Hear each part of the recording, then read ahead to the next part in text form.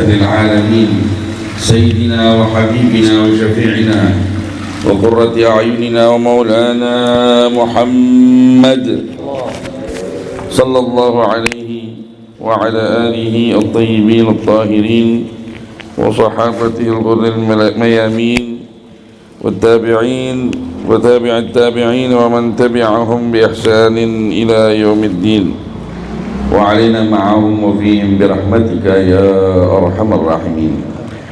سبحانك يا الله، سبحانك لا علم لنا إلا ما علمتنا إنك أنت العليم الحكيم.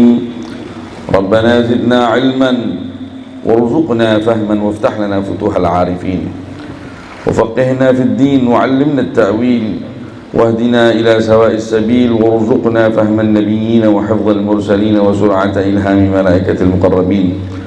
اللهم أغننا بالعلم وزينا بالحلم وأكرمنا بالتقوى وجملنا بالعافية يا أرحم الراحمين.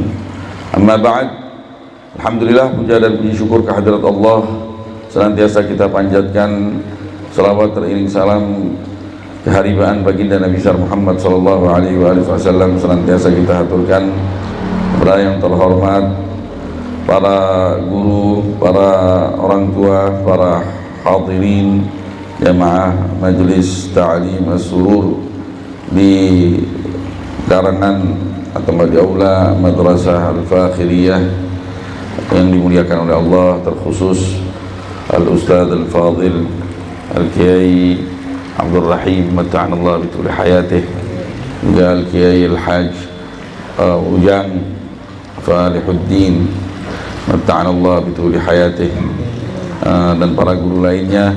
Kita doakan guru-guru kita, semoga Allah panjangkan umur mereka, sehatkan badannya, murahkan rezekinya, gampangkan segala urusannya dan meluruskan segala hajat dunia maupun akhiratnya. Al-Habib Abdullah dan para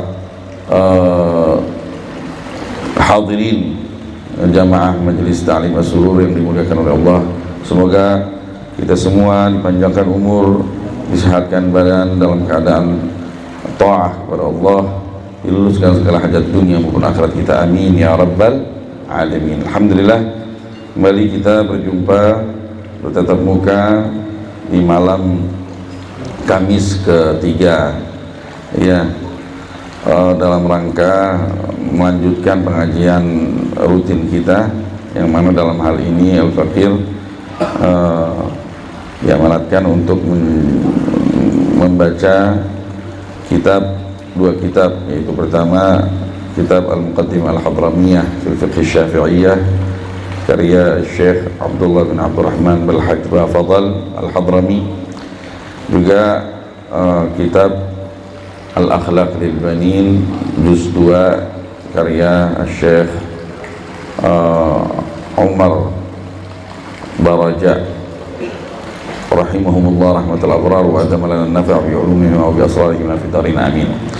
Langsung saja kita mulai dengan kitab yang pertama, yaitu melanjutkan kitab qiraah kitab Al-Muqaddimah Al-Hadramiyah.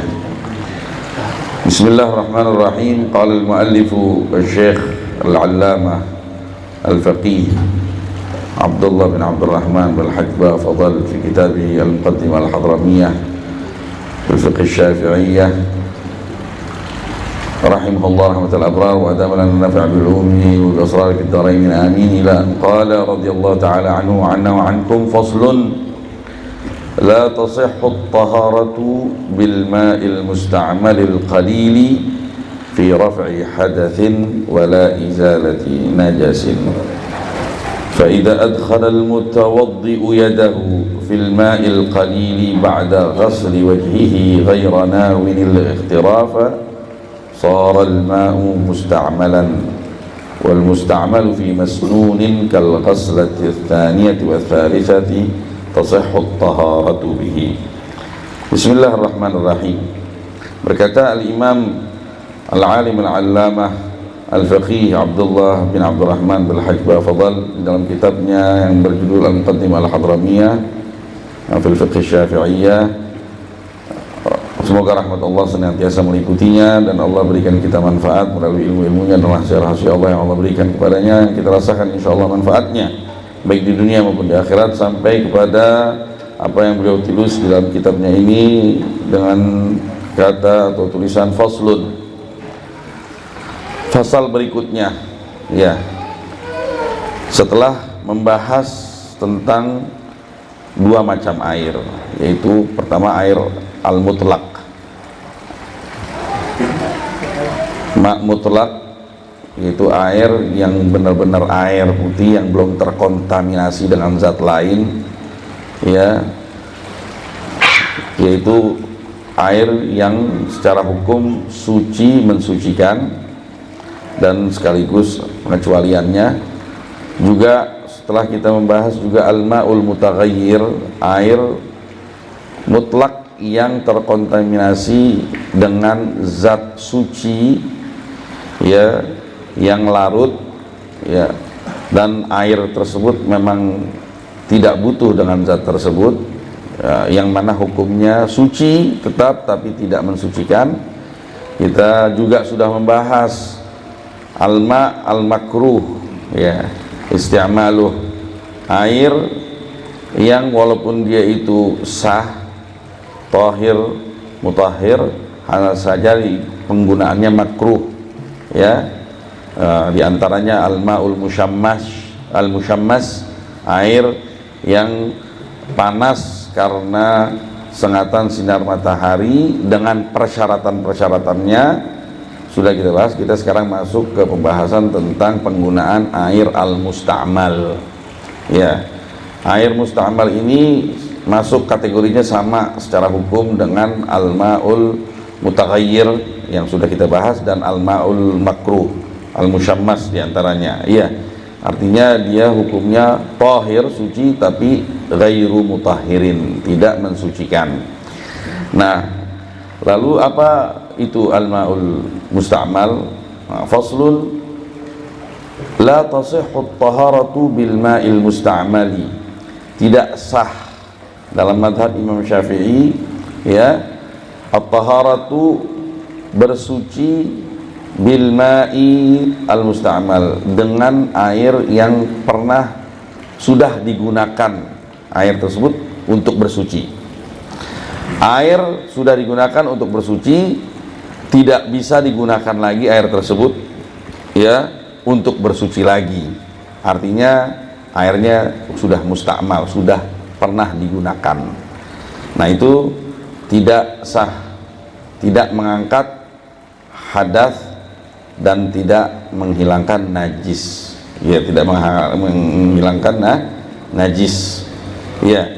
Jadi tapi, ya, al-ma'al musta'mal yang sedikit, al-qalil, ya, yang qalil itu yang kurang dari 2 kullah, nanti akan dibahas, ya, ya, yang kurang dari 2 kullah. Jadi baik bersuci yang wajib sifatnya, kayak wudhu wajib ataupun mandi wajib, baik ataupun bersuci yang sifatnya sunnah, kayak tajdidul wudhu, artinya tidak dianggap sah, tidak berpahala, ya. Atau mandi sunnah, misalkan mandi sholat Jumat, mau Jumat mandi tapi pakai air musta'mal, tidak sah, ya, tidak sah dengan ma'al musta'mal. Definisinya apa? Ma'al musta'mal itu disebutkan di dalam syarah di sini, Syarah Al-Bushr Al-Karim karya Ba'shin, wa huwa ma uzila bihi mani'un min khabathin walau ma'fuwan anhu aw min hadathin bima'na al-amr al-i'tibari wal mana' ka tuhrin salimin aw bima'na al-mana' faqat ka tuhrin salis.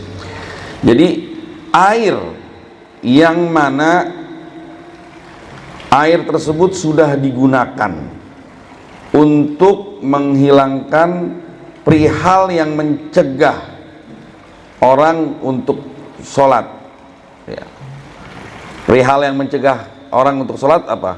Ada 2, ada hadas, ada khabath, ya. Kalau air tersebut sudah digunakan untuk mengangkat perihal atau enggak perkara yang mencegah orang untuk sah sholat, ya, baik itu khabath, najis, ya, air najis.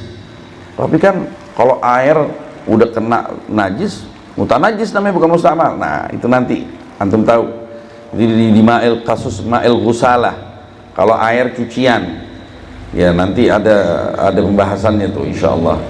Misalkan ada kain ini najisnya misalkan najis hukmiyah, ya, najis yang udah nggak ada zatnya, udah nggak ada baunya, udah cuman hanya saja belum dibilas, baunya udah hilang, warnanya kagak ada, tapi dia udah pernah kena najis. Nah, kalau ada air dikit, itu kain yang najis tersebut ditaruh di air tersebut, langsung air tersebut jadi najis. Ini kita bicara air dikit ya. Kalau air banyak nggak berpengaruh. Nah, tapi kalau air tersebut dituang dari atas, air itu warid datang, ya, ke kain yang hendak dicuci, ya, itu disebut ma'ul ghusalah. Air tersebut terjun mengenai kain tersebut dan mencuci kain tersebut, otomatis mengangkat najis hukmiyah tersebut. Tapi air yang tersisa, ya, yang apa namanya, yang berkucuran dari kain tersebut, pas ditimbang misalkan, atau enggak kira-kira airnya nggak tambah dari apa air yang misalkan yang dituangkan segelas, hasilnya juga segelas, ada persyaratannya. Nah, air tersebut disebut air mustakmal fi izalatin najis. Nah, kasus air seperti tadi itu, air tersebut walaupun sedikit nggak menjadi mutanajis, tapi berubah menjadi mustakmal. Jadi ada kasus, di mana air dikit ngangkat najis, tapi air tersebut tidak mutanajis dengan persyaratannya. Itu disebut dengan persyaratan ma'ul ghusalah. Nanti kita akan bahas khusus, ya.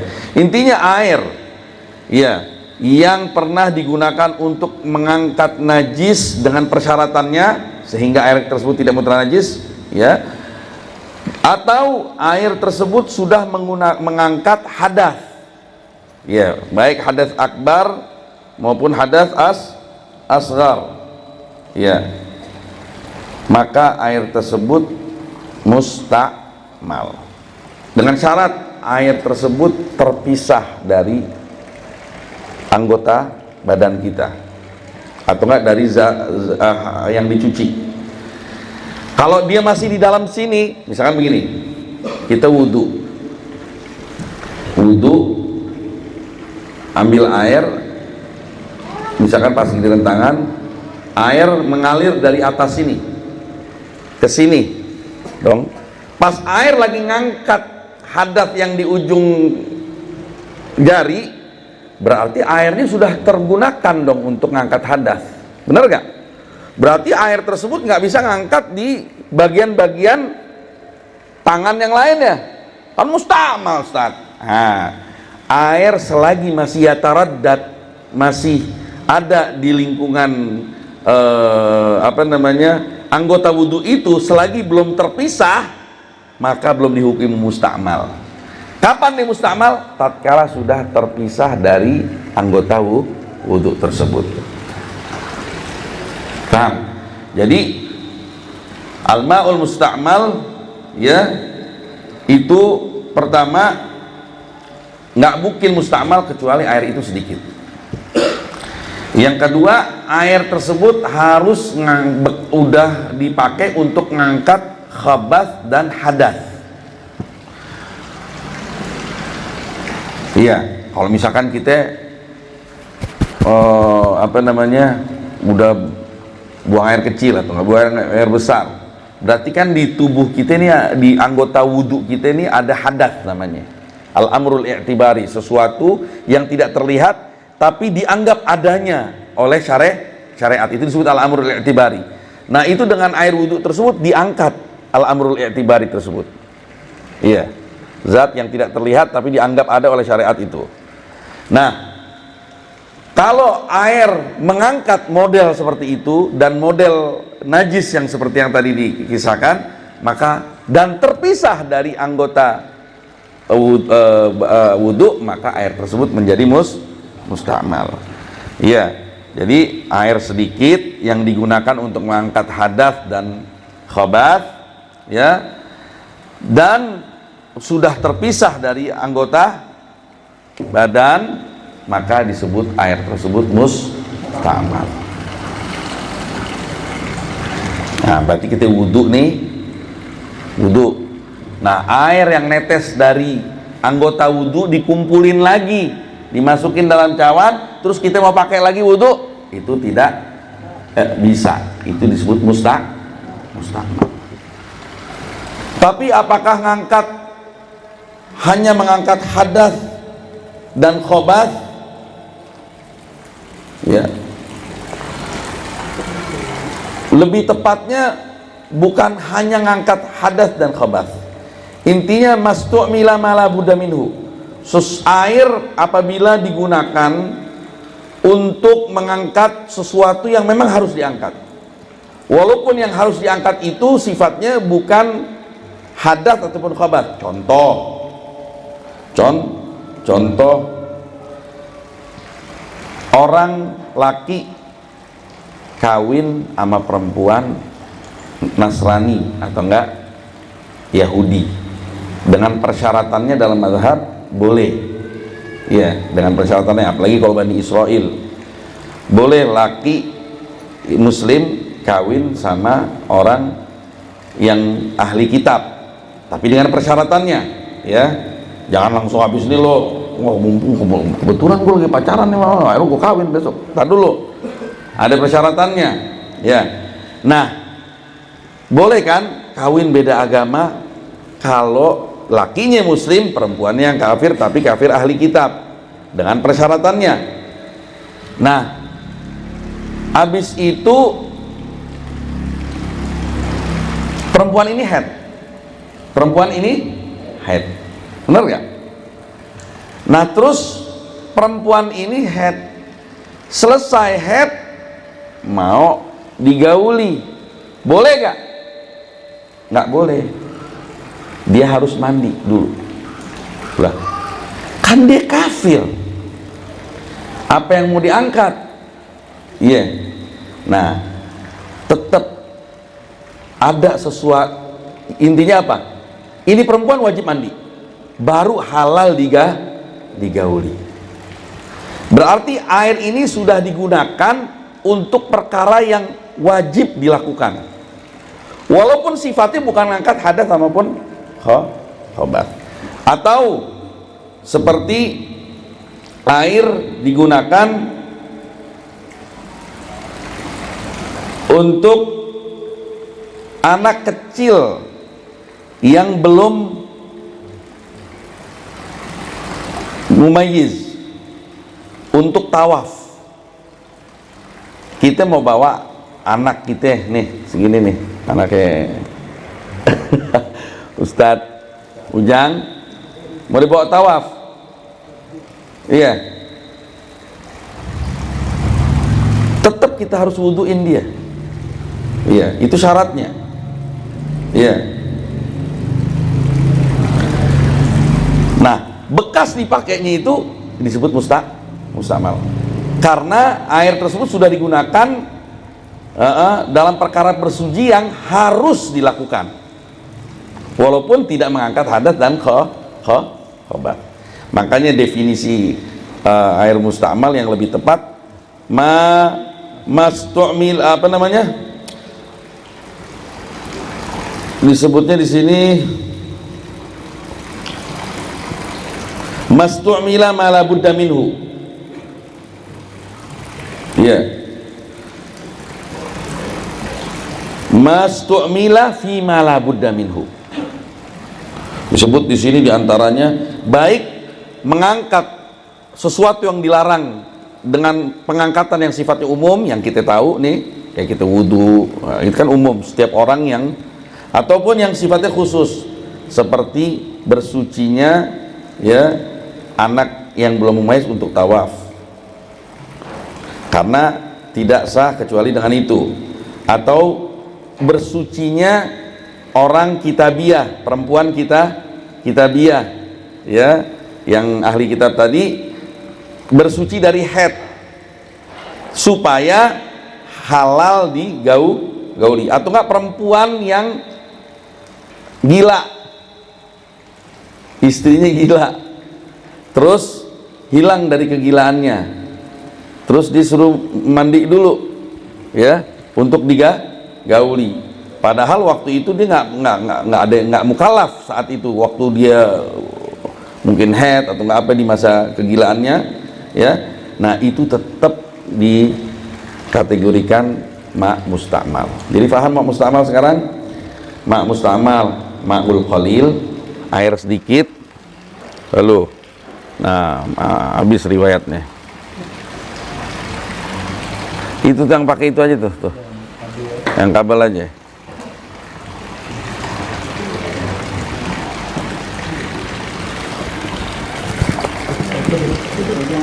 Nyalain.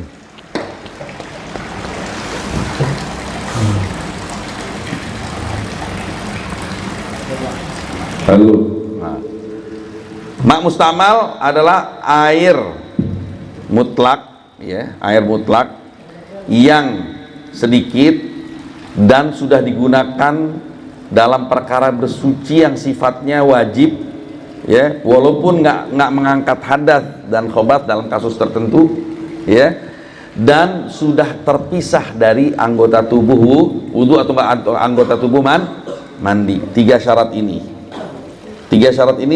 dicatat, ya, tiga syarat ini dicatat. Dan ntar yang keempat, ntar dulu, udah segitu dulu ya, itu yang disebut ma'ul mustamal. Nah sekarang Anda pernah ngomong tuh, lagi ngebahas tentang at-taghayyur takdiri kemarin. Kalau kita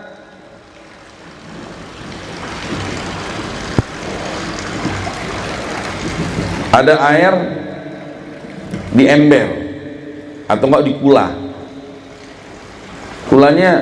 kula sedikit, air sedikit, terus kita wudhu pakai kocuran, pakai ledeng, tapi air yang jatuh dari anggota wudhu kita nyemplung ke kulah tadi. Yang ma' mustamal yang mana? Yang keluar dari, tapi yang dikulah mustamal gak? Nah, jangan menghukumi dulu sebagai mustamal. Itu yang dikulah air bersih yang terkena air mustamal. Apakah serta merta jadi mustamal? Harus ditakdir dulu dengan takdir yang kemarin tuh.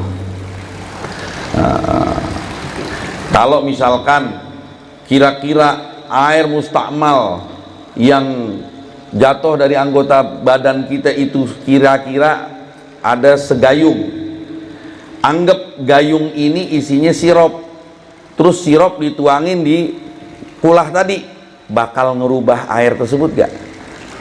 Gitu ya, takdir bi awsati sifat udah kita bahas itu. Kalau kira-kira bakal berubah, maka air tersebut langsung menjadi mustamal.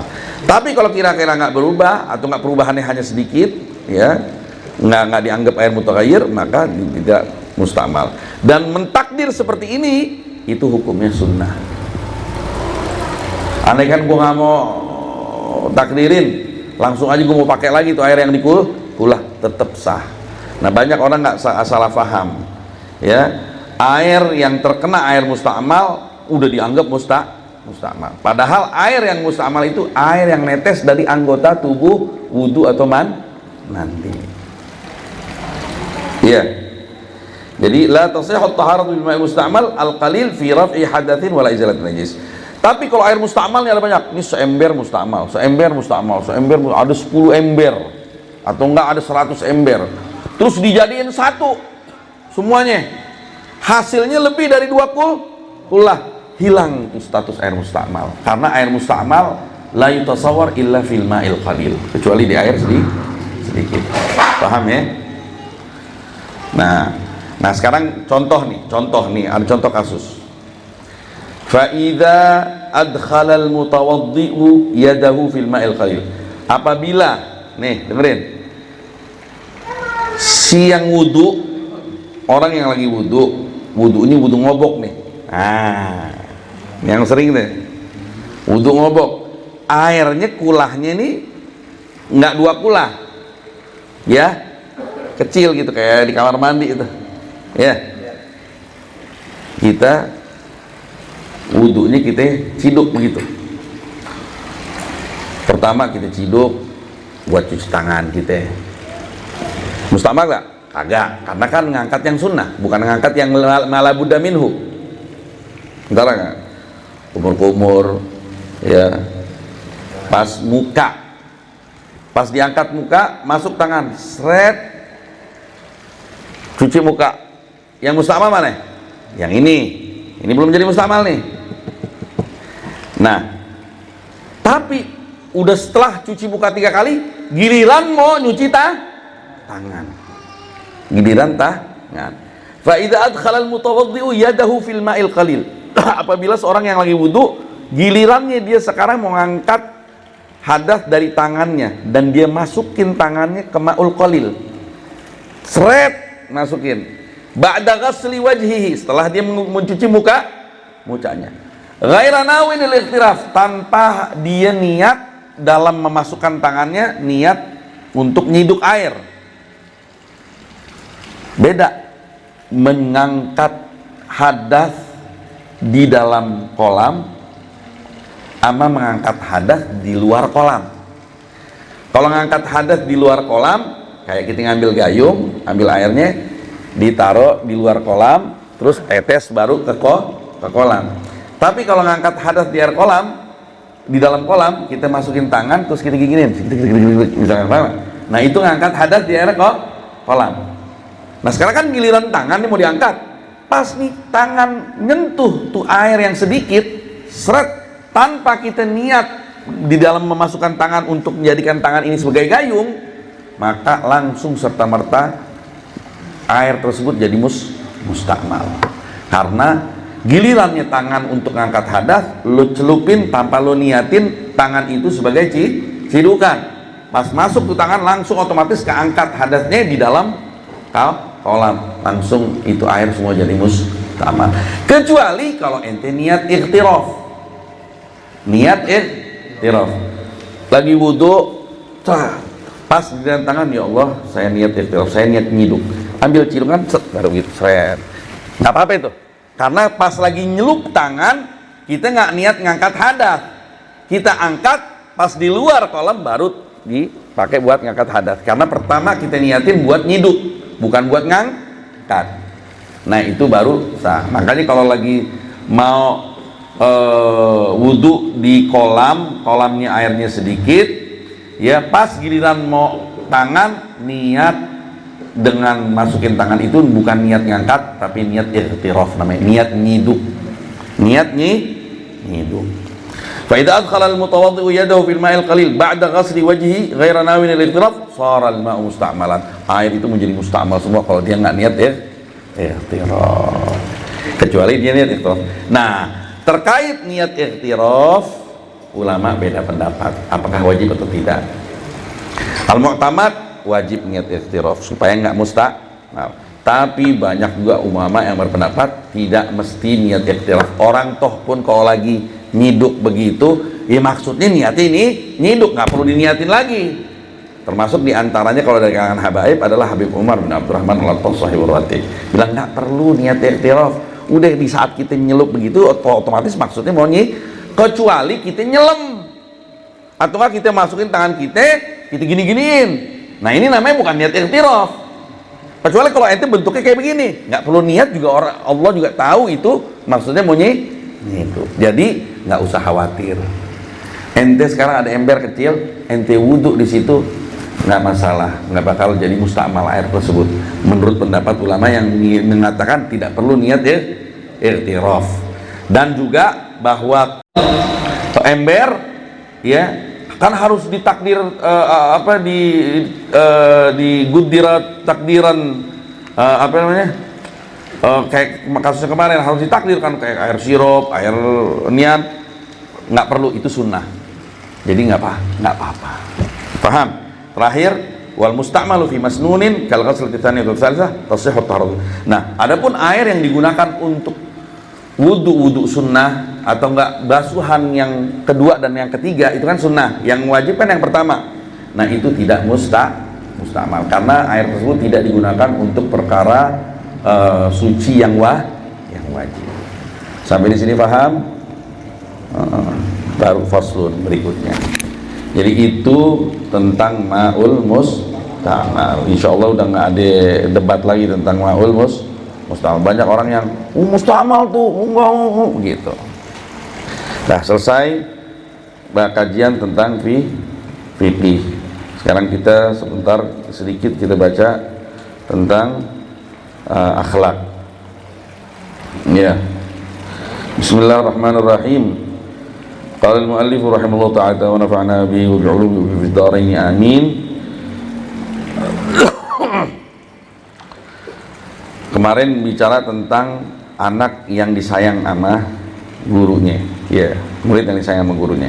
Nah, sekarang wajibul walid nahwa nabiyihi. Apa kewajiban seseorang terhadap apa? Nabinya. Bagaimana kita berakhlak dengan nabi kita? Bagaimana kita bermuamalah dengan nabi kita, memperlakukan nabi kita sehingga kita dianggap berakhlak. I'lam anna Nabiy sallallahu alaihi wasallam lahu haqqun 'azimun 'alaik. Ketahuilah bahwa sesungguhnya Nabi Muhammad sallallahu alaihi wasallam memiliki hak yang amat sangat besar yang wajib untuk kita tunaikan walaupun tidak bisa kita tunaikan.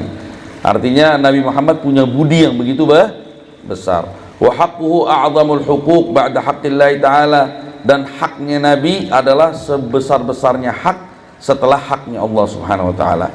Wal adabu ma'ahu akadul adab wa aujabuha, dan adab bersama Nabi otomatis merupakan perkara yang patut diperhatikan dan wajib untuk ditunaikan. Ya. Fa huwa alladhi ata bidinil Islam. Bagaimana tidak? Dia yang bawa agama Islam. Wa biwasitatihi arafta rabbak. Dengan lantaran Nabi Muhammad kita bisa mengenal Tuhan kita. Wa faraqta bainal halali wal haram. Dengan lantaran Nabi kita bisa tahu yang mana yang halal, yang mana yang haram. Wa innaka la taqdiru an tajziyahu abadan. Dan perlu diketahui, Anda tidak akan mampu untuk membalas budi baginda Nabi Muhammad SAW sama sekali, karena begitu besar budinya. Nah, namun paling tidak ada beberapa hal yang wajib kita lakukan sebagai bentuk adab kita sama Nabi Muhammad, walaupun tidak menunaikan seluruh haknya, tapi paling tidak itu sudah kita jalankan kewajibannya. Fa yajibu 'alaika an tuhibbahu ghayatul mahabbah. Pertama, Anda harus mencintai Nabi Muhammad dengan bentuk cinta yang paling tinggi. Iya. Ufil hadis, di dalam hadis Nabi Muhammad SAW katakan, la yu'minu ahadukum hatta akuna habba ilaihi min waladihi wa walidihi wan nasi ajma'in. Tidak sempurna keimanan salah satu di antara kalian kecuali kalau saya, kata Nabi Muhammad, lebih dia cintai melebihi cintanya dia terhadap anaknya, orang tuanya, dan seluruh manusia. Nah, ini cinta kita kepada Nabi harus kita lebihi dibanding cinta kita terhadap orang tua, anak, bahkan kepada diri kita sendiri. Kalau kita sudah melakukan itu, artinya kita sudah menunaikan sebahagian dari haknya. Dan ini adalah bagian dari adab kita kepada Nabi. Ini kan al-akhlak, kitab akhlak. Itu kalau gimana caranya berakhlak kepada Nabi? Cintai Nabi melebihi dengan yang lain. Itu yang pertama. Terus wa inna alamata mahabbatika li rabbik an tuhibba nabiyyak wa tattabi'ahu fi siratihi. Kama qala ta'ala, qul in kuntum tuhibbunallaha fattabi'uni yuhibbukumullah. Dan kalau kalian mau tahu apa itu alamat engkau cinta terhadap Tuhanmu, ente mengaku cinta terhadap Allah, enggak sah cinta ente kepada Allah kecuali kalau ente cintai Nabi Muhammad dulu. Dengan cara apa? mengikuti jejaknya. Sebagaimana Allah Subhanahu wa taala firmankan, "Qul in kuntum tuhibbunallah fattabi'uni yuhibbukumullah." Ya, kalau engkau mengaku cinta kepada Allah, maka ikutilah aku. Allah yang suruh begitu Nabi ngomong. Ya, niscaya Allah akan balas cintanya kepadamu. Wa tuhibbu aidan ahla baitih. Juga bagian dari bentuk akhlak kita kepada Nabi apa? Bukan hanya mencintai pribadinya, tapi cintai juga keluarganya, wa ashabahu, dan sahabatnya, wa jami'a ummatih, dan seluruh umatnya. Wa fil hadis, ya, hadis dikatakan ahibbullaha lima yaghdukum bihi min ni'amih, cintailah Allah lantaran nikmat yang Allah berikan kepadamu, yang lantaran banyaknya nikmat yang dibanjiri oleh Allah kepadamu. Wa ahibbuni li hubbillah, dan cintailah aku lantaran cintamu kepada Allah. Wa ahibbu ahla baiti li hubbi, dan cintailah keluargaku lantaran cintamu kepadaku. Wa fil haditsil akhar, dan dalam hadis lain, ihfazuni fi ashabi la tattakhiduhum gharadan min ba'di faman ahabbahum fa bihubbi ahabbahum wa man abghadahum fa bibughdi abghadahum. Peliharalah kehormatan sahabatku, kata Nabi Muhammad SAW. Jangan kalian jadikan mereka sepeninggalku sebagai sasaran tembak kebencianmu. Faman ahabbahum fa bihubbi ahabbahum. Barang siapa yang mencintai sahabatku, maka sungguh dengan dasar cinta dia kepadaku lah dia mencintai sahabatku. Wa man abghadahum, barang siapa yang membenci sahabatku, maka atas lantaran bencinya dia terhadapku, dia membenci sahabat-sahabatku. Maksudnya kalau dia membenci sahabatku berarti membenciku, mencintai sahabatku berarti mencintaiku. Jadi keluarganya Nabi, sahabat Nabi itu alamat ahlis sunnah wal jamaah, ya. Dan juga umatnya Nabi Muhammad.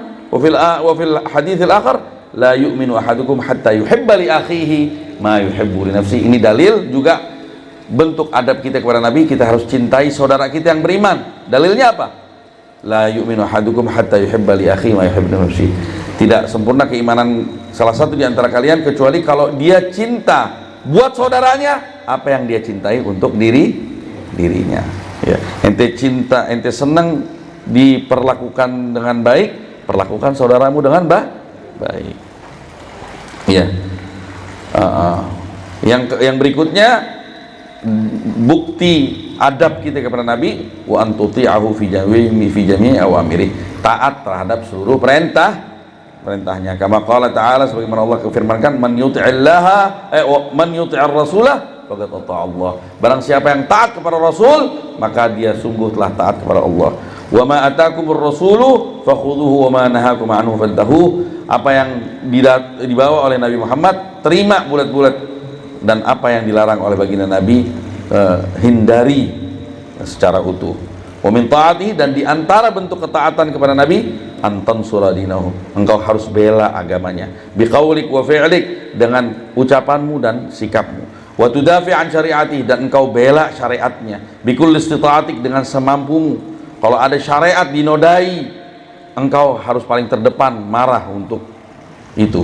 Iya. Wa antusalli alaihi kama amarakallahu biqaulihi, dan engkau harus memperbanyak selawat kepadanya sebagaimana Allah perintahkan dengan firman-Nya yang berbunyi, innallaha wa malaikatahu yusholluna 'alan nabi ya ayyuhalladzina amanu shallu 'alaihi wa sallimu taslima. Wa khususan lailatul jumat, khususnya di malam Jumat, wa yaumaha, dan di hari Jumat, kama fil hadis, sebagaimana dalam hadis, aktsiru minas salati 'alayya fil yaumil jumu'ah wa lailatul jumu'ah. Perbanyaklah selawat kepadaku di hari Jumat dan di malam Jumat. Faman fa'ala dzalik, barang siapa melaksanakan itu, kuntu lahu syahidan wa syafi'an yaumil qiyamah, aku akan menjadi saksi kebaikannya dia, dan aku akan memberi syafaat kepadanya kelak di yaumil qiyamah. Sampai di situ, itu poin-poin yang penting untuk diketahui kalau kita, dan dilaksanakan. Kalau kita sudah laksanakan, artinya kita sudah masuk kategori anak atau orang yang beradab kepada baginda Nabi Muhammad SAW, dan itu akhlak kita kepada Nabi Muhammad SAW. Nabi Muhammad udah meninggal, akhlak nggak selalu bentuknya harus ente nundukkan badan di hadapannya dan berkata lembut di hadapannya. Nah, tapi bagian dari akhlak seperti ini. Demikian apa yang bisa disampaikan pada kesempatan kali ini, semoga bermanfaat untuk kita semuanya. Wabillahi taufiq wal hidayah wal afu minkum. Wassalamualaikum warahmatullahi wabarakatuh. Ya